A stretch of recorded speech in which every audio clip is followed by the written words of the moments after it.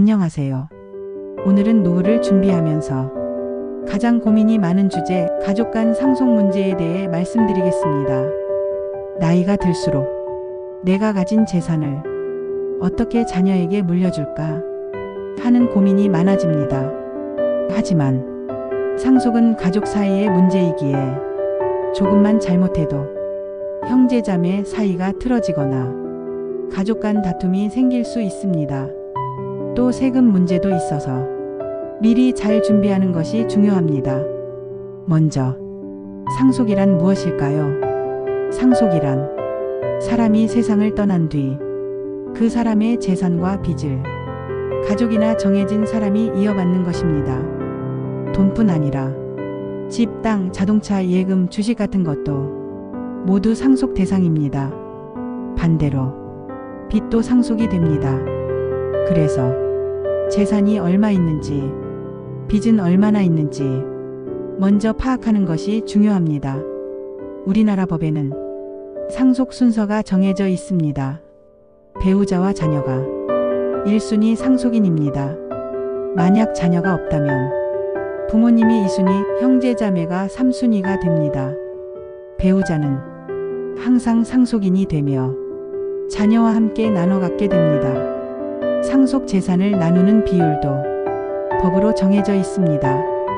예를 들어 배우자와 자녀가 상속인이면 배우자는 자녀 1명 몫의 2배를 상속받습니다. 즉 자녀가 둘이라면 상속 재산은 배우자 2, 자녀 각각 1씩 나눕니다. 하지만 가족끼리 합의하면 비율을 다르게 나눌 수도 있습니다. 여기서 중요한 것이 유언장입니다. 유언장은 내 재산을 어떻게 나누라고 내가 미리 정해두는 문서입니다. 유언을 하면 법정 상속 비율보다 내 뜻을 우선할 수 있습니다. 예를 들어 큰딸에게 집을 주겠다, 작은 아들에게 현금을 주겠다, 이렇게 정할 수 있습니다.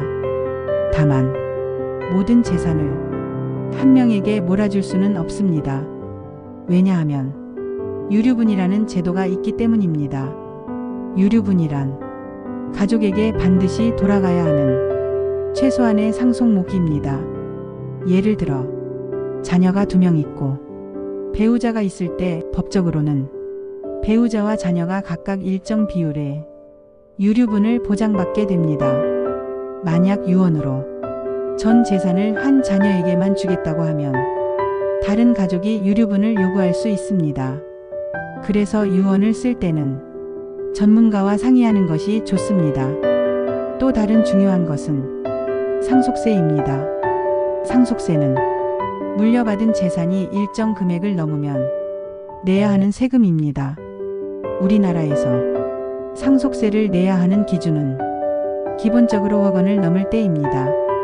하지만 배우자에게 물려주는 경우엔 공제금액이 큽니다. 예를 들어 배우자에게 물려주는 재산은 최대 30억 원까지 세금 없이 물려줄 수 있습니다. 그 밖에도 자녀 수에 따라 일정 금액을 공제해주는 자녀공제, 장례비용 공제 같은 제도도 있습니다. 그래서 상속을 준비할 때는 내 재산 규모를 먼저 확인하고 세금이 얼마나 나올지 미리 계산해 보는 것이 좋습니다. 또 하나 주의할 것은 생전에 미리 자녀에게 돈이나 재산을 주는 증여입니다. 증여는 살아있을 때 재산을 주는 것이고 상속은 돌아가신 뒤 재산이 넘어가는 것입니다.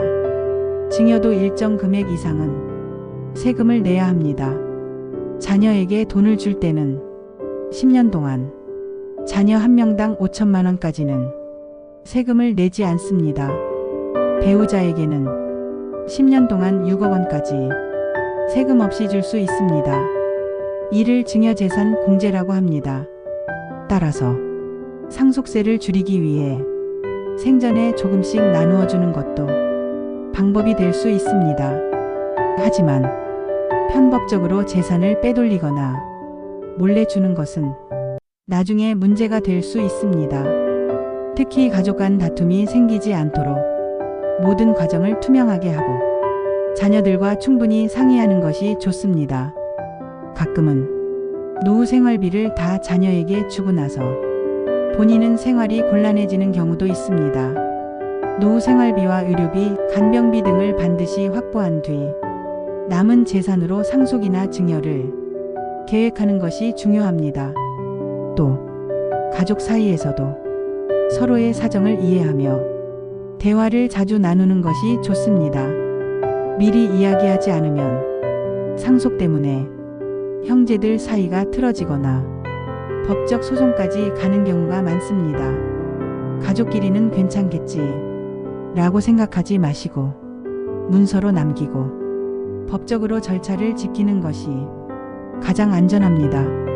마지막으로 정리해 보겠습니다. 상속을 준비할 때는 첫째, 내 재산과 빚을 정확히 파악하기.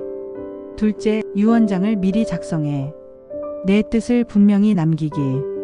셋째, 유류분을 고려해 가족 모두가 최소한의 몫을 챙길 수 있도록 하기. 넷째, 상속세나 증여세를 미리 계산해 세금 부담을 줄일 방법을 찾기. 다섯째, 무엇보다 가족과 솔직하게 대화하기. 노후 준비는 나를 위한 것이기도 하지만 내 가족의 평화와 행복을 위한 것이기도 합니다. 미리미리 준비하셔서 가족 간 다툼 없이 행복한 노후를 보내시길 바랍니다.